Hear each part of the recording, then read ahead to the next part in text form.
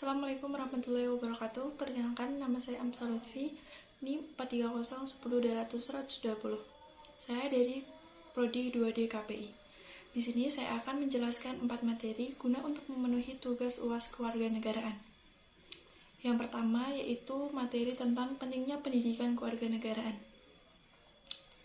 Pendidikan kewarganegaraan merupakan sebuah media untuk meningkatkan rasa kesadaran berbangsa dan bernegara. Selain itu, juga meningkatkan keyakinan dan ketangguhan Pancasila sebagai ideologi bangsa Indonesia. Dalam pelaksanaannya, pendidikan kewarganegaraan memiliki 2 landasan, yaitu yang pertama landasan ideal dan landasan hukum. Untuk landasan hukumnya, yaitu tentang Undang-Undang 1945. Untuk landasan idealnya, 1. Pancasila sebagai dasar negara. 2. Pancasila sebagai pandangan hidup bangsa. Ketiga, Pancasila sebagai ideologi negara. Untuk tujuannya, diadakannya pembelajaran kewarganegaraan, yaitu tidak lain karena ingin menciptakan generasi yang berkarakter dan memiliki rasa nasionalisme. Hal ini jelas seperti yang disebutkan dalam landasan pendidikan kewarganegaraan. Kita tentu tidak ingin ada masalah-masalah di Indonesia yang berhubungan dengan pendidikan kewarganegaraan. Ini kembali terjadi di masa depan. Pastinya kita berharap Indonesia lebih baik nantinya. Tidak ada lagi masalah sosial seperti kemiskinan dan kualitas pendidikan yang rendah. Banyaknya kasus SARA, korupsi yang merajalela, dan daerah-daerah yang semakin tertinggal dan diabaikan oleh pemerintah pusat. Jadi, butuh partisipasi dari masyarakat, khususnya mahasiswa, sebagai bagian dari penyebar pendidikan kewarganegaraan untuk dapat mengamalkan pembelajaran ini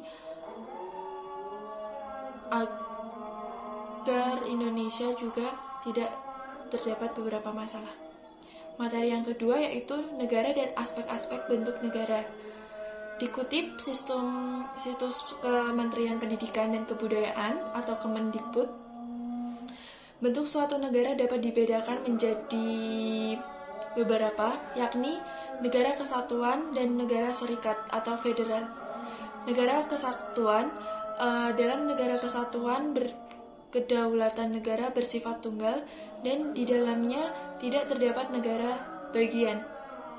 Sedangkan negara serikat atau federal, kedaulatan di negara serikat atau federal berasal dari negara bagian, di mana sebagai kedaulatan tersebut diserahkan kepada negara federal. Bentuk pemerintahan negara dapat dibedakan ada beberapa jenis, yakni otokrasi, oligarki, monarki, dan republik. Otokrasi adalah negara diperintah dengan kekuasaan tunggal seperti raja atau diktator yang tidak dapat diganggu-gugat. Sedangkan oligarki, menurut Kamus Bahasa Indonesia atau KBBI, oligarki adalah pemerintah yang dijalankan oleh beberapa orang yang berkuasa dari golongan atau kelompok tertentu.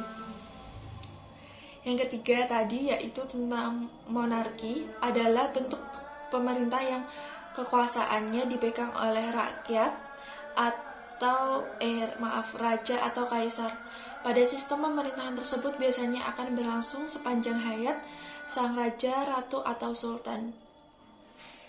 Republik adalah negara yang dijalankan berdasarkan prinsip kedaulatan rakyat yang dilaksanakannya secara demokratis melalui pemilihan umum.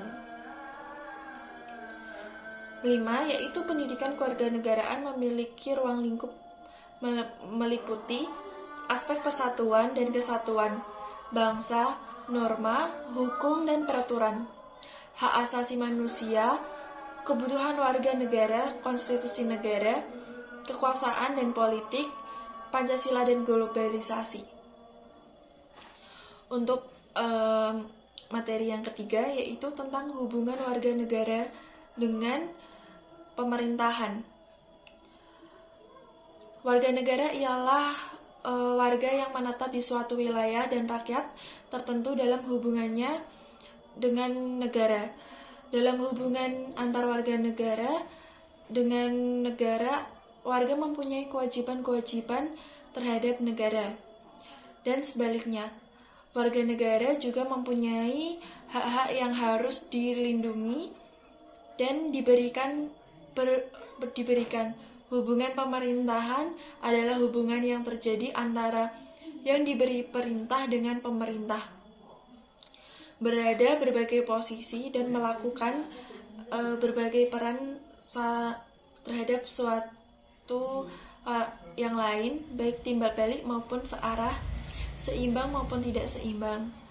Hubungan pemerintahan mengikuti pola sistem pada umumnya, baik dalam bentuk sistem komunikasi maupun dalam bentuk siklus.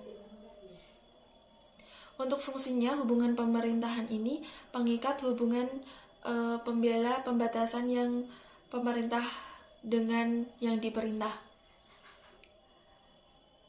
Bentuk-bentuk hubungan pemerintah yaitu pemerintah menawarkan berbagai pilihan produk kepada masyarakat. Setiap pilihan berisi janji. Setiap warga masyarakat bebas memilih produk yang dianggapnya sesuai dengan aspirasinya.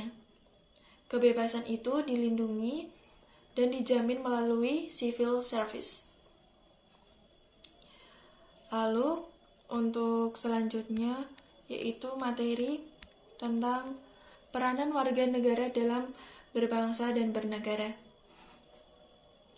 Wujud dari hubungan antara warga negara dan negara adalah peran, hak, dan kewajiban. Peranan warga negara merupakan tugas yang dilakukan sesuai status yang dimilikinya. Ketika seorang sudah memiliki kewarganegaraan, maka dia harus berperan sesuai status yang dimilikinya. Selanjutnya, macam-macam peran warga negara, yaitu peran pasif. Peran pasif warga negara yang berupa kepatuhan terhadap peraturan atau kebijakan politik yang ada.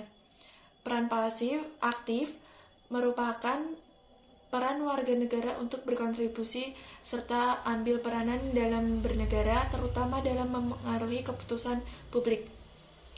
Peran positif merupakan aktivitas warga negara dalam meminta pelayanan terhadap negara untuk memenuhi kebutuhan sesuai haknya.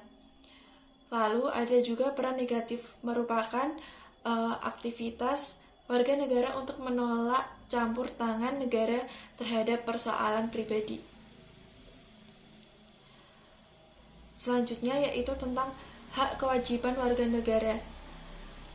Merupakan aktivitas warga negara untuk menolak campur tangan negara terhadap persoalan pribadi. Hak atas pekerjaan dan penghidupan yang layak dijelaskan dalam Undang-Undang 1945. Ada juga hak berpendapat, hak kemerdekaan memeluk agama, dan lainnya.